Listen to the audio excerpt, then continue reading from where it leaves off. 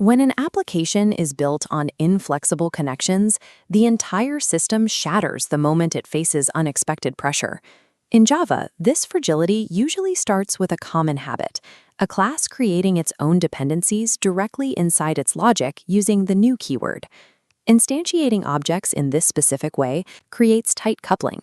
The dependent class becomes permanently fused to one specific implementation. We can see this in our code here. Our mobile class is hard-coded to the Geo network implementation. With mobile controlling this dependency, unit testing and system updates become difficult. If a developer tries swapping the Geo network for an Airtel or Mock object, the code breaks because the logic is locked to the original. The Spring framework addresses this bottleneck through inversion of control, also known as IoC. Instead of classes building dependencies, we outsource all object creation to a centralized management container. By delegating the new keyword to the framework, the business logic remained focused on its own tasks, while the container handles the wiring between components. At the core of the Spring framework is the IoC container, acting as the central engine for your application's architecture. Any object whose creation, configuration, and lifecycle are managed by this engine is referred to as a bean. Looking at this structural map, the Spring IoC container sits completely separate from our detached mobile class and our SIM interface. In the old approach, the mobile class would have to reach out and pull its required SIM data in. With dependency injection, the container takes full responsibility for creating the exact dependency the application needs. Inside its own boundary, the container instantiates a new GeoBean. Once the object exists, the container pushes or injects that being down into the dependent class at runtime. The container connects the Geo implementation to the mobile class, forming a relationship that operates without any hard-coded links. To perform this routing, the container relies on explicit configuration roles provided by the developer, dictating exactly which beans to create.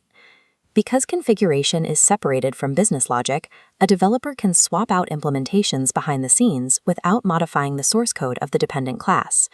Historically, passing those configuration instructions to the container was a manual process. Legacy Spring applications relied on verbose XML files. Developers had to manually declare every single bean and its properties inside walls of text, creating configurations that were difficult to audit. Spring eventually transitioned to Java-based configuration, allowing developers to define objects directly in the code using @configuration and @bean tags.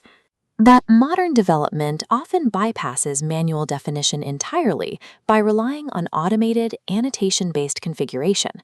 By adding the @component annotation to a class, a developer flags it as a candidate to become a Spring bean.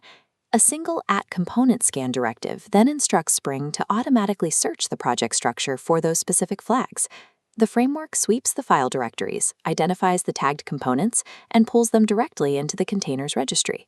Removing the legacy XML boilerplate transforms the IoC container from a manual filing system into an automated discovery engine. This automation introduces a challenge.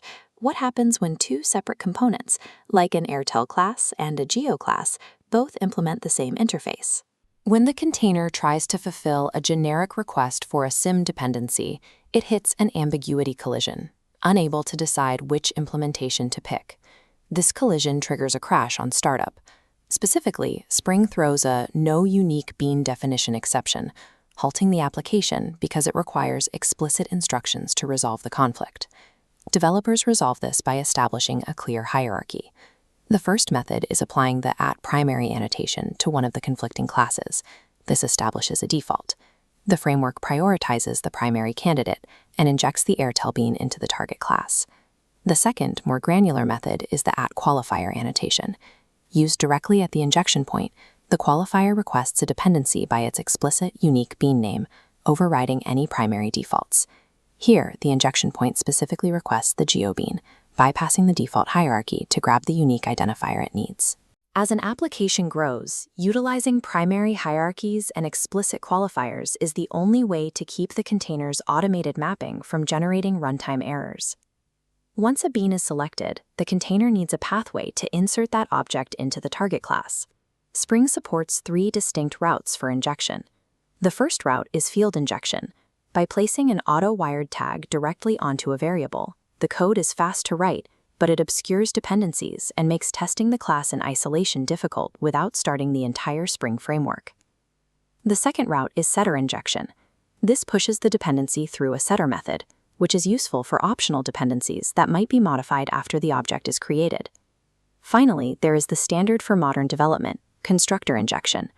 Constructor injection forces the dependency to be provided at the moment the dependent class is instantiated. This matrix shows the trade-offs. Constructor injection results in testable, immutable objects. Setter injection offers flexibility for optional components, while field injection scores poorly on structural integrity. Constructor injection forces developers to declare mandatory dependencies up front, ensuring that the object is always in a valid state. All of these rules, discovery, resolution, and injection, are executed by the underlying container mechanism. Spring offers two core types of containers. The absolute baseline is the bean factory. The defining characteristic of a bean factory is lazy initialization. It will not instantiate a bean until the application explicitly requests it. This minimalist setup keeps the memory footprint low. Objects only exist when required. This makes the bean factory ideal for memory-constrained environments, but it lacks the features needed for high-traffic web applications. For those systems, developers utilize the application context. The application context wraps that basic engine inside a more capable environment. It uses eager initialization, preloading all beans at startup so the system is ready to process requests without delay. Beyond injection, the application context provides advanced capabilities, including event handling, annotation support, and internationalization. Handing object lifecycles to the application context removes the need for manual configuration inside your classes. This architectural shift results in components that can be tested in isolation and implementations that can be swapped at runtime.